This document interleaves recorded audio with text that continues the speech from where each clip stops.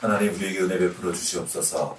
우리에게 빛을 비추셔서 우리 안에 합당하지 않은 하나님 아버지 앞에 그리고 천국에 합당하지 않은 부분들이 있다면 드러나게 하시고 그 빛 가운데서 치유되고 새롭게 될 수 있도록 우리에게 은혜 베풀어 주시옵소서. 말씀하신 주님 앞에 우리가 아멘으로 화답하고 우리의 삶을 고쳐 나아갈 수 있도록 우리에게 성령으로 충만케 하여 주시옵소서. 우리를 권하신 우리 구주 예수 그리스도의 이름으로 기도합니다. 아멘.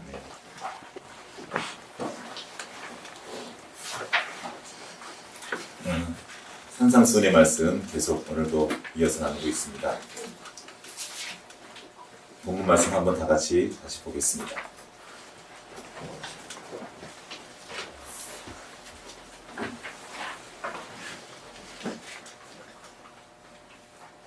자, 마태복음으로 먼저 볼게요. 앞에서 팔복의 복음, 가난하고 약한 자들, 정말 소망이 없는 그들에게도 하나님의 나라는 찾아갈 수 있다. 너희가 바로 천국 백성이다. 그 복받은 자라고 말씀해 주십니다. 그리고 그들에게 너희가 세상의 빛이다. 그 빛을 비춰라 말씀하시고 이어서 바리새의 의보다 낫지 않으면 천국에 못 들어간다. 그럼 바리새의 의는 뭡니까? 행함, 자기의 겉으로 드러나는 행함으로만 증명할 수 있는 의입니다. 근데 하나님은 더한 걸 말씀하시죠. 지난주에 나눈 이야기입니다. 동료들에게, 사람들에게 바보라고 말하는 사람, 그들을 멸시하는 사람, 그들도 살인과 마찬가지라는 거예요. 21절에 보면 옛사람에게 말한 바 살인하지 말라 10계명이죠. 그래서 바리새인들이 생각하는 거예요. 나는 살인하지 않았어. 그러므로 나는 계명을 지켰어. 이렇게 생각하는 자들에게 말해주는 거예요. 그들 속에 있는 걸 보시고 말합니다. 형제에게 노하는 자, 분노의 마음을 품고 있습니다. 계속 저것이 그러면서 비록 칼을 들어 찔러 죽이진 않았지만 이미 그게 죽인 거나 다름없다. 마음으로 미워하는 것마다 살인하는 자라고 다른 곳에서 말씀하십니다. 그게 살인인 거예요. 더 나아가서 멸시하는 자, 이건 더 나쁘다고 합니다. 이거는 지옥불에 들어갈 사람들이라고 말합니다. 누군가 친구들을 멸시하고 동료나 지체들을 멸시하고 애들을 멸시하고 가난하고 없는 사람들을 멸시하고 이 일들이 우리 안에 비일비재합니다. 마음으로라도 저거 어떻게 하면 좋아? 저래가지고 그렇게 멸시하는 그 마음 지옥의 마음입니다. 지옥불에 해당되는 마음이에요. 얼마나 많이 우리가 그렇죠? 저만 그런가요? 나도 모르게 그 마음 휙 올라옵니다. 그때마다 우리는 당연하다고 여겨요. 쟤는 그래도 합당하다고 그런 멸시를 당해도 싸다고 생각하고 그 사람을 비난하는 마음이 가득해요. 지옥의 마음입니다. 그때 우리는 엎드릴 수 있어요. 하나님, 이런 쓰레기 같은 마음, 이 지옥에서 여기에 많은 지옥은 게헨나라는 곳이에요. 거기 겟세마네 언덕과 예루살렘 사이에 골짜기가 하나 있는데 거기 온갖 쓰레기 나쁜 것들을 다 태우는 그런 곳이고 거기가 게헨나, 이 지옥이라고 번역한 같은 곳입니다. 그 쓰레기 같은 마음, 다 불태워질 마음들, 바로 그것이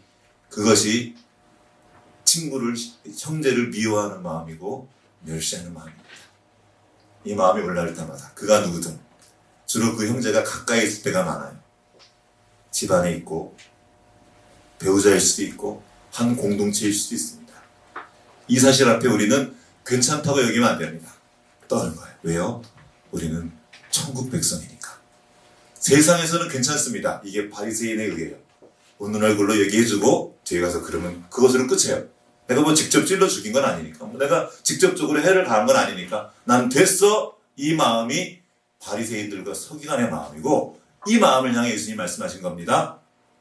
회칠한 무덤이다. 독사의 자식들아, 너희에게 지옥불이 기다리고 있다. 이미 지옥의 마음인 거죠.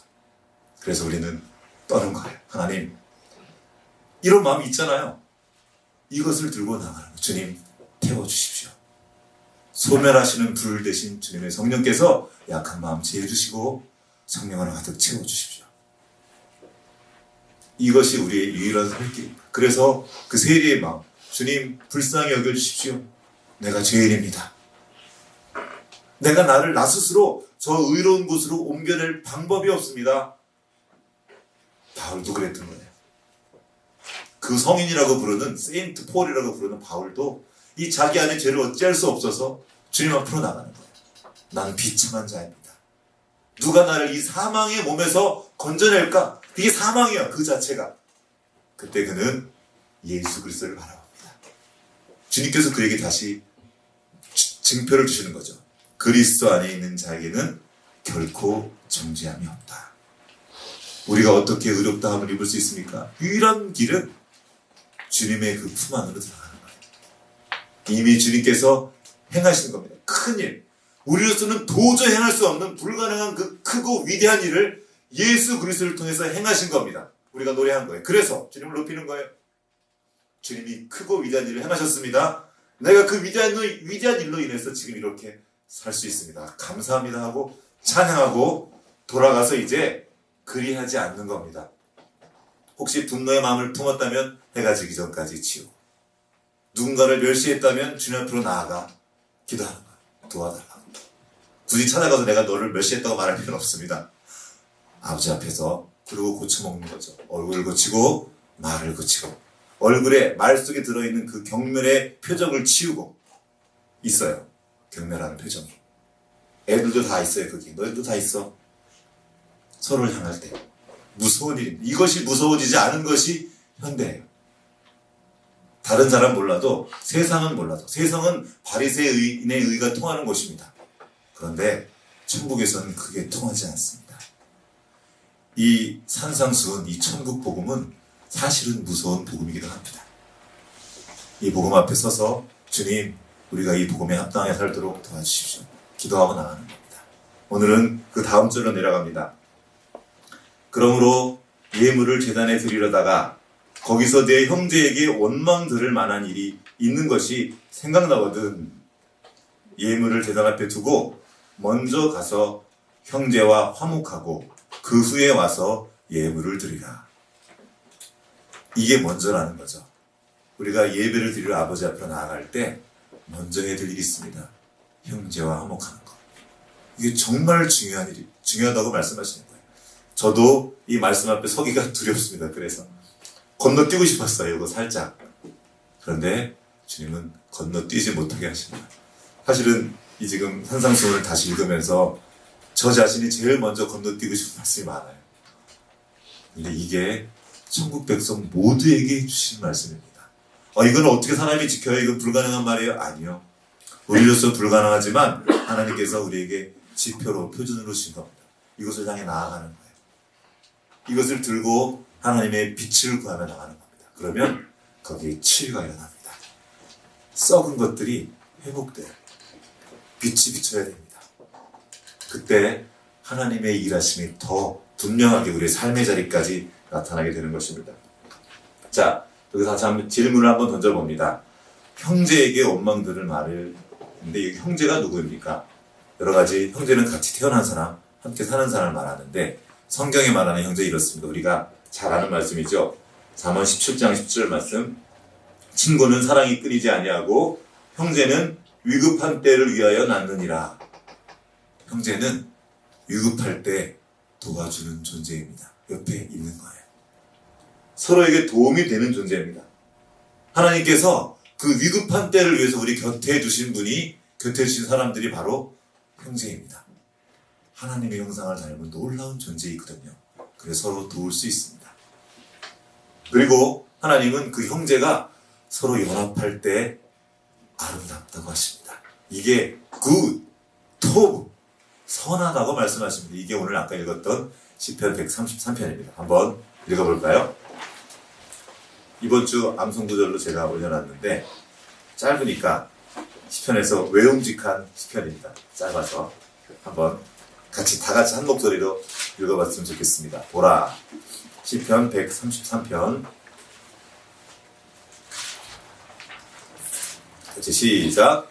보라, 형제가 연합하여 동거함이 어찌 그리 선하고 아름다운고. 머리에 있는 보배로운 기름이 수염 곧 아론의 수염에 흘러서 그의 옷깃까지 내린 같고, 헐문의 이슬이 시온 산들에 내림 같도다.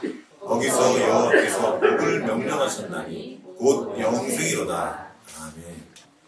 형제가 연합한 그곳에, 연합하여 동거하는 그곳에 하나님이 복을 내리십니다. 복을 명령하셔요. 그게 곧 영생입니다. 우리가 영생을 어디 죽어서 가는 나라, 죽은 다음에 가는 천국, 그런 거로만, 그런 개념으로 생각하고 있습니다. 그러나 주님이 이렇게 말씀하세요. 형제가 연합하여 동거한 그곳에 거기서 영생이 시작되는 거예요. 자, 근데 여기 질문이 생깁니다. 동거하고 있잖아요. 우리가 지금 형제들 동거하고 있잖아요. 같이 살고 있단 말이에요. 그런데 연합이 없어요. 연합이 없는 상태에서 하는 동거는 아름답지 않고 지옥 같을 수 있습니다. 아버지의 마음인 거예요. 아버지가 형제들이 사이좋게 같이 마음을 모으고 연합해서 지내면 참 좋겠는데 어떻게 됩니까? 형제들 사이가 어떨까요? 만약에 어머니 아버지가 그 형제들을 제어하지 않고 냅두면 어떤 일이 벌어질까요? 어떻게 될까요? 무시무시한 일이 벌어집니다. 이게 성경의 첫 번 살인사건입니다. 성경의 첫 번 살인사건은 놀랍게도 적군을 죽인 게 아닙니다. 나를 해친 원수를 향해 분노를 이를 갈다가 그 원수를 죽인 사건이 아니에요. 형제를 죽인 일입니다. 그것도 자기보다 약한 자기 동생을 죽인 일이에요. 가인과 아벨 이야기 여러분 잘 아시죠? 하나님이 동생을 더 사랑하고 동생만 더 아낀다고 형이 느낀 거예요. 왜 쟤한테만 그래요? 왜 쟤는 주고 나는 안 줘요? 왜 제 건 받고 내 건 안 받아요? 하면서 하나님께 항변을 시작합니다. 이게 카인이에요. 그 드라마 제목도 안 해요. 카인의 후예. 그렇죠? 유명한 소설. 네. 또 뭐가 터졌나요? 네. 카인. 이름이 좀 어려운데 주제 사마라고라는 사람이 있어요. 눈먼 자들의 도시라는 영화 아시죠? 그거를 쓴 분이에요. 노벨문학상 타신 분인데 그분이 카인이라는 소설을 썼습니다. 저도 전부를 못 읽어봐서 이번에 한번 읽어보려고 합니다. 그 내용이 이런 내용이 이 카인이 하나님을 떠나서 나와서 이야기하는데 계속 그의 말은 하나님을 향한 항변이에요. 동생을 죽였지만 자기가 너무 합당하다는 거예요. 내가 너무 맞다는 거예요. 하나님이 틀렸다는 겁니다. 내가 한 일에 대해서 내 분노에 대해서 합당하게 여기는 거예요. 나는 분노하는 게 당연해요. 하나님이 그렇게 하셨잖아요. 제가 그렇게 했잖아요. 끊임없이 하나님 앞에 질문하고 던집니다. 공격하는 거죠. 자기가 하나님보다 더 옳은 사람이에요. 모든 사람을 다 판단하고 하나님마저 판단하는 사람입니다. 우리가 그럴 때가 많죠. 형제살인의 역사는 계속 이어집니다. 인류 역사가 그래요. 피해 역사입니다. 전 세계 모든 나라의 역사는 그래요. 우리나라도 그렇죠. 형제의 난. 왕이 되면 왜 그래요? 외부에서 쳐들어온 적은 그래도 막을 수라도 있죠. 집안 싸움은 아무도 못 막아요. 냅두라 그런단 말이에요. 그리고 다 죽여버려요.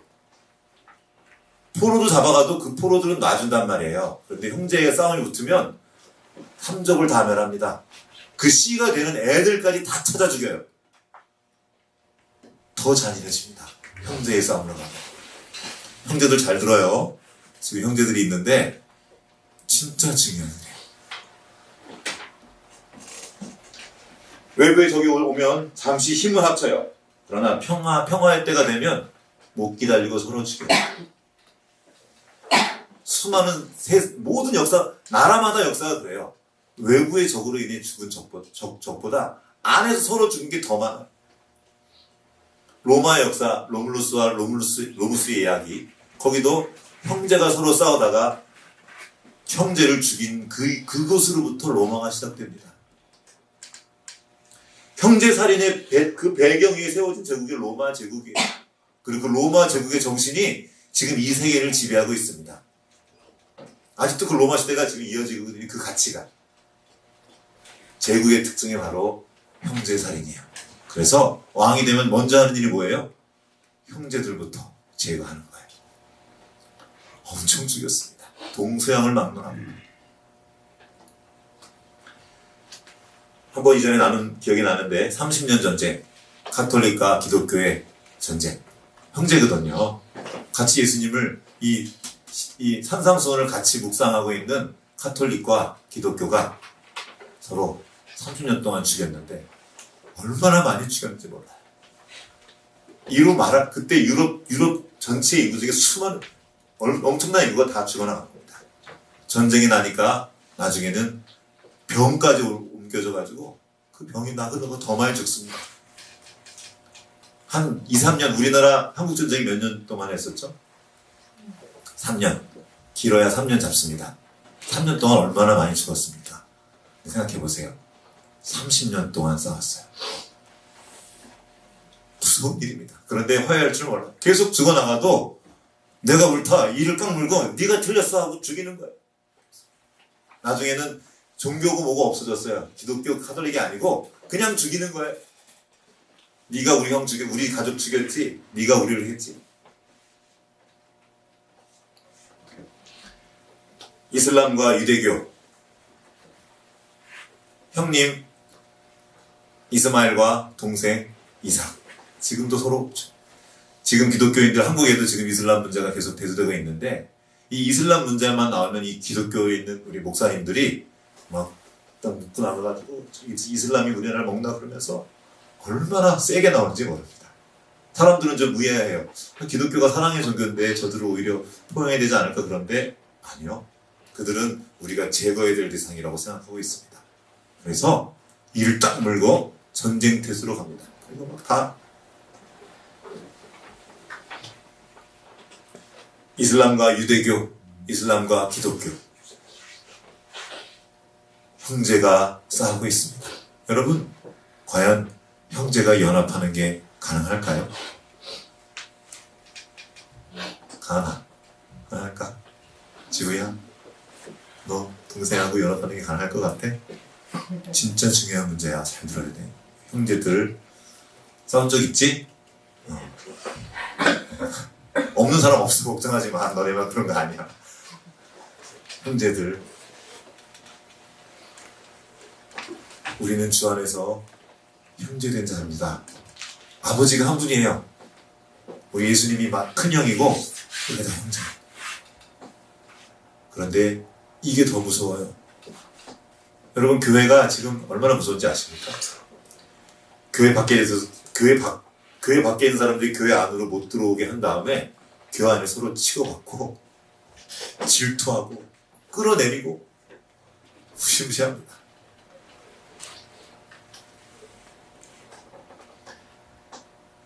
형제가 형제를 용서할 수 있습니까? 이 가인이 말합니다. 하나님, 당신이 나를 불공평하게 대했어요. 쟤를 더 사랑했단 말이에요. 나도 지금 첫 제사를, 첫 양을 잡아, 첫 새끼를 잡아서 하나님께 정성을 바쳤는데, 희생을 바쳤는데 왜 내 건 받지 않습니까? 하고 내가 한 행위를 들고 나갑니다. 내가 잘한 거. 나 요거 했단 말이에요. 근데 왜 나한테 이렇게 해요? 하나님은 그 마음의 중심을 보시는 겁니다. 뭐예요? 너 왜 네 동생을 돌아보지 않았냐? 가인은 농사를 짓는 사람이었습니다. 아벨은 목축하는 사람이었어요. 그때는 고기를 먹지 않았습니다. 그러니까 목축은 먹기 위한 게 아니었어요. 가족을 위한 것이었죠. 그러니까 아벨은 뭐 먹고 살까요? 자기 양이나 형이 주는 곡식을 먹고 살아야 됐어요. 곡식이 더 귀한 걸까요? 양이 더 귀한 걸까요?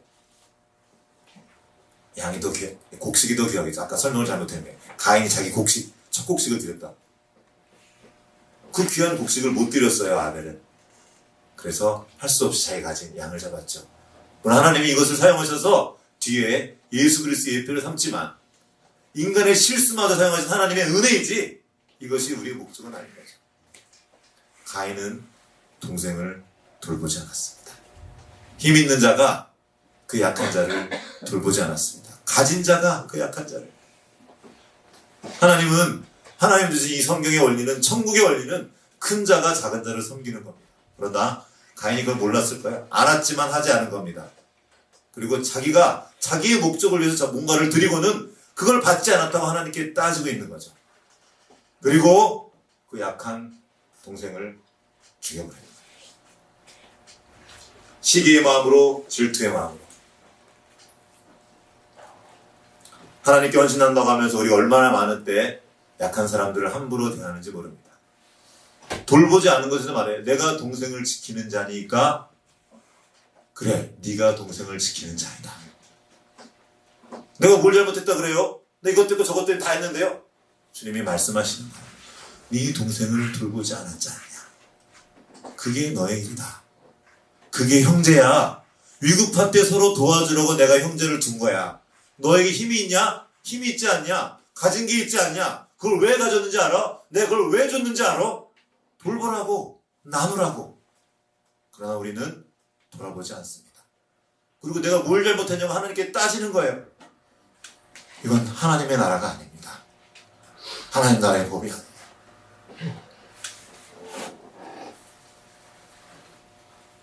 형님의 일은 돌아보는 겁니다. 우리나라에도 그 이야기 있죠.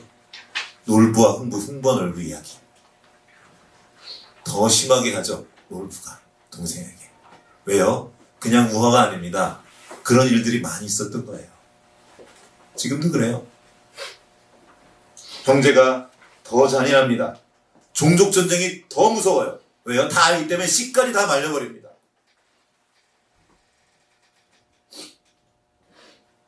스탈린이 히틀러한테 거기가 얼마나 황당했냐 막 히틀러를 비판하고 욕했어요.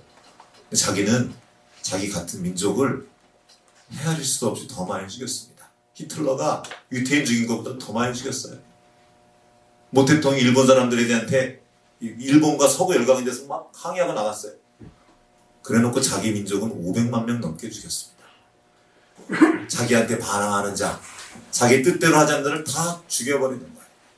힘으로 제압해버리는 거죠. 하나님의 나라가 아니에요.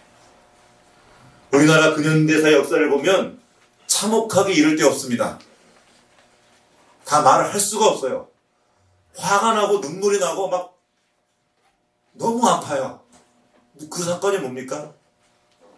민족끼리 죽인 거예요. 형제끼리. 일본 사람하고 싸운 얘기가 아닙니다. 북한 사람이 우리나라에서 우리 죽인 것만 생각한 게 아니고 이 남한에서 얼마나 많은 사람들을 정말 참혹한 방법으로 비참하게 죽이고 입 싹 닫고 괜찮다고 그러는 사람들이 얼마나 많은지 모릅니다. 우리가 지금도 일본을 욕해요. 사과하지 않는다고. 그런데 형제끼리는요. 더 잔혹했습니다. 그 얘기를 다 할 수는 없어요. 우리 친구들 알아가 앞으로 계속 공부할 텐데 공부해야 돼요. 근현대사 역사들을 다 그 참혹한 그 비참한 현실을 직면해야 됩니다. 왜요? 이게 우리의 이야기이기 때문이에요. 얼마든지 우리도 똑같은 일을 반복할 수 있기 때문입니다. 그 역사를 기억해야 돼요. 사람의 역사, 하나님을 떠난 사람의 역사, 인류의 역사를 우리는 기억해야 합니다. 무섭습니다. 홉스가 리바이던에서 말하는 거예요. 사람은 싸우는 거죠. 만민을 향한 만민의 투쟁입니다. 계속 싸워요. 에라스무스라는 인문학자가 말합니다. 동물들은 아무도 서로 죽이지 않는다. 그냥 둬요. 근데 이성이 있는 이 인간은 이 이성을 들고 사랑하는 데 쓰지 않고 알긴 다 알아요. 그러면 안 된다는 거. 그래서 더 나쁩니다. 그걸 들고 얼마나 잔혹하게 죽이는지.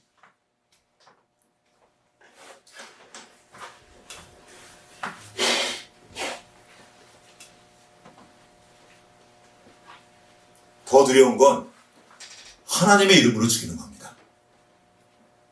하나님 들고 성경 들고 죽이는 거예요. 나랑 다르다고 성경 안 믿는다고 가서 죽이는 거예요. 이게 십자군이었고 기독교 역사였습니다. 책이 있어요. 기독교 잔혹사라고. 눈 뜨고 볼 수가 없어요. 하나님이 이걸 원하신 겁니까? 이를 위해서 예수님께서 오셔서 우리를 위해 죽으셨습니까? 아니거든요. 그런데 그걸 읽으면서 성경을 매주 읽으면서 가서 죽이는 거예요. 칼 들고 못 죽이면 말로라도 죽이고 얼굴로라도 죽이고 경멸하고 이게 형제 사이에서 일어나고 있습니다. 하나님을 떠난 인류가 한 일은 형제를 죽인 일입니다. 끊임없이. 그리고 지금도 반복되고 있습니다. 죽인 것이 우리는 분명히 알아야 될 것이 칼 들고 죽인 것만 죽인 게 아니라는 거예요. 예수님이 설명해 주셨습니다. 살인하지 말라. 그리고 누군가를 미워하는 자마다 형제를 죽인다고 말씀하셨어요. 누군가를 향한 미움의 마음이 강하게 나를 사로잡힌 상태에 있습니까? 지옥에 가 있는 거예요. 그게 지옥이에요. 하나님의 십계명을 어긴 겁니다. 그 십계명의 정신을 지금 예수님께서 자세히 설명해 주고 계신 겁니다. 하나님을 떠나면 우리는 형제를 죽이게 됩니다.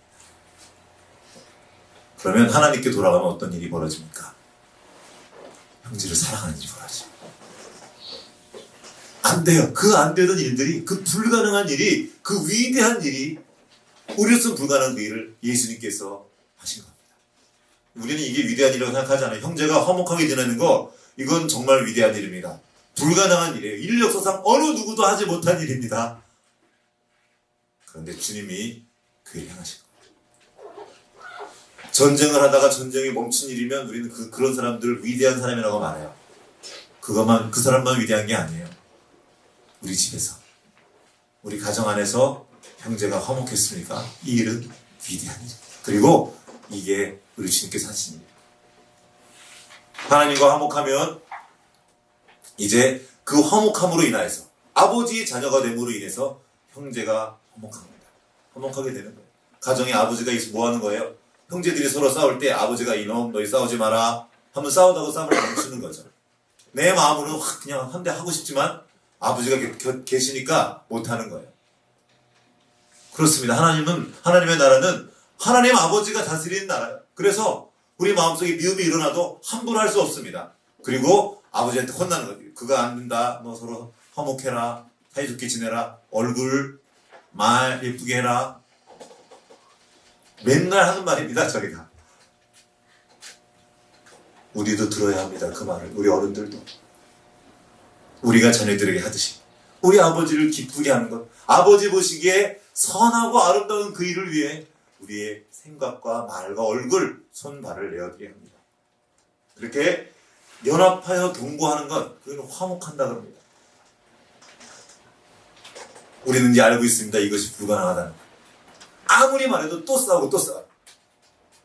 사실은 원수가 되어버린 것이 형제입니다. 어떻게 회복할 수 있습니까? 우리 주님이 그 일을 행하신 겁니다. 에베소서 2장 한번 가보겠습니다.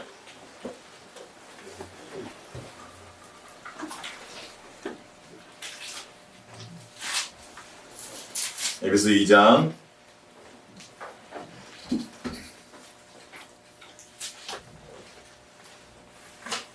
11절부터 제가 읽어보겠습니다. 그러므로 생각하라. 너희는 그때 육체로는 이방인이요 손으로 육체에 행한 할례를 받은 무리라 칭하는 자들로부터 할례를 받지 않은 무리라 칭함을 받는 자들이라. 그때 너희는 그리스도 밖에 있었고 이스라엘 나라 밖의 사람이라. 약속의 언약들에 대하여는 외인이요 세상에서 소망이 없고 하나님도 없는 자더니. 이게 우리의 모습이었습니다. 하나님 없이 그냥 살아가는 거죠. 그 상태가 뭐였습니까? 형제를 죽이는, 형제와 전쟁하는 상태였습니다. 이제 13절, 전에 멀리 있던 너희가, 우리가 서로 멀리 있었습니다. 그리스도 예수 안에서 그리스도의 피로 가까워졌느니라. 그는 우리의 화평이신지라. 둘로 하나를 만드사 원수된 것 곧 중간에 막힌 담을 자기 육체로 허시고 법조문으로 된 계명의 율법을 폐하셨으니 이는 둘로 자기 안에서 한 세 사람을 지어 화평하게 하시고 또 십자가로 이 둘을 한 몸으로 하나님과 화목하게 하려 하심이라. 원수된 것을 십자가로 소멸하시고 또 오셔서 먼데 있는 너희에게 평안을 전하시고 가까이 있는 자들에게 평안을 전하셨으니. 자, 함께 읽겠습니다. 22절까지 시작. 이는 그로 말미암아 우리 둘이 한 성령 안에서 아버지께 나아감을 얻게 하려 하십니다. 그러므로 이제부터 너희는 외인도 아니요 나그네도 아니요 오직 성도들과 동일한 시민이요 하나님의 권속이라. 너희는 사도들과 선지자들의 터 위에 세우심을 입은 자라. 그리스도 예수께서 친히 모퉁이 돌이 되셨느니라. 그의 안에서 건물마다 서로 연결하여 주 안에서 성전이 되어가고 너희도 성령 안에서 하나님이 거하실 처소가 되기 위하여 그리스도 예수 안에서 함께 지어져 가느니라. 아멘. 19절에 오직 성도들과 동일한 시민이라. 천국 시민이라는 거죠. 지금 이 말씀은, 오늘 이 산상수의 말씀은 천국 백성, 천국 시민된 자들에게 주시는 말씀입니다. 그리고 또한 하나님의 권속이라. 좀 어려운 말인데 가족이란 말입니다. 하나님의 가족입니다. 한번 인사 보셨으면 좋겠습니다. 우리는 주 안에서 한 가족입니다. 다른 분하고 시작. 아멘. 주 안에서 형제 자매. 그래서 우리가 약간 이전에 느끼하지만 형제님 자매님 불렀던 거죠. 말로는 형제님 자매님이 막 진짜 말만 그런 게 아니라 실제로 우리는 형제 자매인 것입니다. 그래서 주님께서 맏아들 되신 예수님께서 형제의 진실을 일깨워 주신 거예요. 까먹었어요. 우리는 가인의 피가 흐르는 라멕의 피가 흐릅니다. 가인보다 더 잔혹하게 누구를 죽여놓고 자기가 잘했다고 말했던 그 라멕의 피가 우리에게 흐르고 있어요. 우리는 까먹었어요. 형제가 뭔지. 까먹어서 주님께서 보여주시고 예수님을 통해서 큰형님을 보내주셔서 야, 이게 형제야. 형은 원래 이렇게 하는 거야. 하고 가르쳐 주셨습니다. 어떻게 해요? 십자가에서. 주님께서 말씀하신다. 아주 되게 많아요. 용서하라. 형제를 용서해라. 70번씩 7번씩 계속. 근데 우리가 딱 그때마다 하는 말이 있어요. 아, 사과를 해야 용서하죠. 그렇죠. 사과도 하는데 무슨 용서를 합니까? 우리는 그때 십자가에서 예수님이 하신 말씀을 기억합니다. 주님, 저들이 지가 뭐 하는지 모릅니다. 그러니 용서해 주십시오.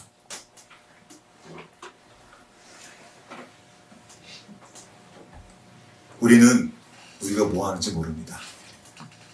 자기가 지금 동생을 죽이는 일을 하면서도 자기가 지금 뭐 하는지 몰라요. 이게 얼마나 끔찍한 일인지 모릅니다. 그래서 또 해요. 자꾸 해요. 멸시하면서도 이게 얼마나 무서운 일인지 모릅니다. 이게 주님을 공격하는 거예요. 왜요? 작은 자 하나에게 한 일이 바로 내게 한 일이다. 그에게 하지 않은 것이 내게 하지 않은 거다. 형의 위치에 있거든, 힘 있는 위치에 있거든, 그 자리가 어디든 우린 주의해야 합니다. 아직 동생의 위치에 있습니까? 마찬가지. 어디나 가면 약한 사람이 있습니다. 우리가 아이들에게 잘해야 될 이유가 어디 있습니까? 우리가 돌봐야 될 동생들이에요. 우리가 또 기억해야 될 것은 바로 우리가 한 일이 그거라는 겁니다. 내가 주님을 공격한다. 주님이 십자가에 못 박은 게 나예요. 지금도 계속 반복하면서도 그게 뭔지 모르고 있어요. 그런 우리를 주님께서 용서해 주신 겁니다. 계속 용서해 주시는 거예요. 언제? 깨달을 수 있도록. 주님이 우리를 용서하신 이유는 하나님을 경외하게 하기 위함이라고 말씀하셨습니다. 시편에서. 우리는 말합니다. 주님, 저는 주님께 그런 적 없습니다. 제가 언제요? 그러나 주님 말씀하십니다.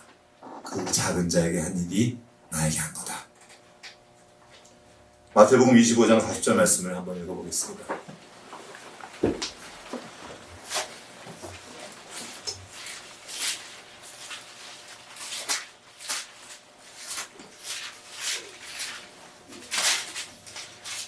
우리는 교회에 빠져서 예수님 말을 잘 듣지 않습니다. 이 말씀들을 들어야 합니다. 한번 읽어보겠습니다. 20장 25장 40절 시작. 임금이 대답하여 이르시되 내가 진실로 너희에게 이르노니 너희가 여기 내 형제 중에 지극히 작은 자 하나에게 한 것이 곧 내게 한 것이니라 하시고. 지극히 작은 자, 내가 멸시해도 나한테 함부로 못하는 사람, 내가 때려도 나한테 반항할 수 없는 사람, 내가 함부로 해도 아무 말도 할 수 없는 그 사람한테 한 그것이 우리 주님께 한 일입니다. 내가 보고도 지나친 그 일들, 함부로 한 그 모든 일들이 사실은 주님께 한 일은 무서운 일입니다. 만약에 정말로 주님이 계셨다면 윗사람에게는, 힘 있는 사람에게는 잘하고 이렇게 얼굴 펴지만 약한 사람에게 얼굴을 함부로 하고 있다면 그는 지금 주님을 공격하고 있는 중입니다. 또 말씀하셔요. 45절도 읽어보겠습니다. 시작. 25장 45절 시작. 이에 임금이 대답하여 이르시되 내가 진실로 너희에게 이르노니 이게 지극히 작은 자 하나에게 하지 아니한 것이 우리에게 하지 아니한 것이니라 하시니라. 자, 46절까지 시작. 그들은 영원에 의인들은 영생에 들어가리라 하시니라. 아멘. 내가 한 것만 생각하지 말고 하지 않은 것도 생각해야 됩니다. 돌보는 것까지 가야 주님 나라의 백성이고 그게 형제입니다. 우리는 알고 있습니다. 우리는 그렇게 못한다는 걸. 그럴 마음이 없죠. 그래서 주님 앞으로 나아가는 거예요. 그거는 괜찮은 마음이 아닙니다. 괜찮지 않아요. 주님, 내 안에 그 마음이 없습니다. 형제를 돌아볼 마음이 없고 내 안에 분노와 내 안에 미움을 정당화시키는 마음만 가득합니다. 이 쓰레기 같은 마음, 불타버릴 마음에 이 거름더미 위에 주님이 오셔야 합니다. 주님 오십시오. 빛을 비춰주십시오. 드러나야 고칠 수 있습니다. 그러나 우리는 드러내고 싶지 않습니다. 오히려 어둠 속에 숨어서 그 마음을 더 키우는 걸 강조하고 있어요. 가둬두고 있습니다. 증오가 세상을 다 죽입니다. 원령공주라는 만화영화가 있어요. 일본 만화영화인데 그 시작 장면이 이거예요. 재앙신이라는 멧돼지가 변한 그 무시무시한 괴물이 돼서 온 마을을 휘젓고 다녀요. 근데 막 이게 벌레 같은 게 이렇게 있는데 되게 징그러워요. 이 벌레가 닿기만 해도 다 썩어요. 다 죽어요. 정말 무시무시한 막을 방법이 없는 그 재앙신이 돌아다닙니다. 근데 이 재앙신은 그 만화의 그 특성, 만화가 산 설정이 증오가 쌓여서 만든 괴물이에요. 사람을 죽이고 심지어 형제를 죽이고도 그것을 마땅히 여기는 그 마음, 재앙의 마음입니다. 그 자체로 재앙이고 지옥이에요. 이를 위해서 우리에게 예수 그리스도가 필요합니다.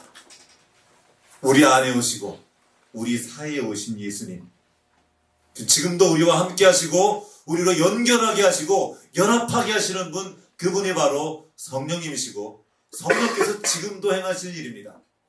우리가 성령님의 음성에 민감한다는 것이 무엇입니까? 이 음성을 듣는 거예요. 우리를 화목하게 하시고 우리 안에 있는 이 합당하지 않은 마음들을 드러내시는 거예요. 비추시는 겁니다. 이게 합당하지 않은 마음이구나. 당연한 마음이 아니구나. 내 분노가, 내 미움이 당연하지 않구나. 이 멸시하는 마음이 당연하지 않구나. 불타 없어야 될 마음이구나 하고 아버지 앞으로 엎드리게 하는 겁니다. 그분을 구하기 원합니다. 우리는 구원이 필요한 존재예요. 주님, 나를 구원해 주십시오. 내가 하나님 나라의 백성입니다. 하나님의 형상을 닮은 나의 형제를 하나님처럼 사랑하고 온전히 연합하여 하나가 되는 그 삶을 살기 원합니다. 우리에게 은혜 베풀어 주시고 성령으로 충만케 하여 주십시오. 같이 시간 기도하며 나가기 원합니다. 내가 나의 마음으로 그 자리에 못 다가갈 가능성이 아주 가는 것은 불가능합니다. 그래서 하나님의 통치 아래로 들어가는 겁니다. 아버지의 통치 아래로 들어가는 것입니다. 성령의 다스림 안으로 들어가는 것입니다. 내가 주인 되면 동생을 죽이게 돼요. 내가 주인이 되면 형제를 죽이게 됩니다. 그래서 말하는 겁니다. 아버지가 나를 다스리고 나의 주인 되어 주십시오. 이제 하나님이 다스리는 그곳에 사랑의 나라가 임합니다. 하나님의 나라는 사랑의 나라입니다. 형제를 용서하고 보듬어주고 약한 자를 돌보아주는 나라입니다. 이 시간 주님을 구합시다. 주님, 내 안에 오셔서 그 사랑으로 오신 주님께서 내 안에 가득하게 하시고 내 삶을 통해 내 얼굴과 손과 발을 통해 그 사랑의 열매를 맺을 수 있도록 우리 사이에 그리스도가 발견되도록 주의하여 주시옵소서. 같이 이 시간 기도하며 나가겠습니다.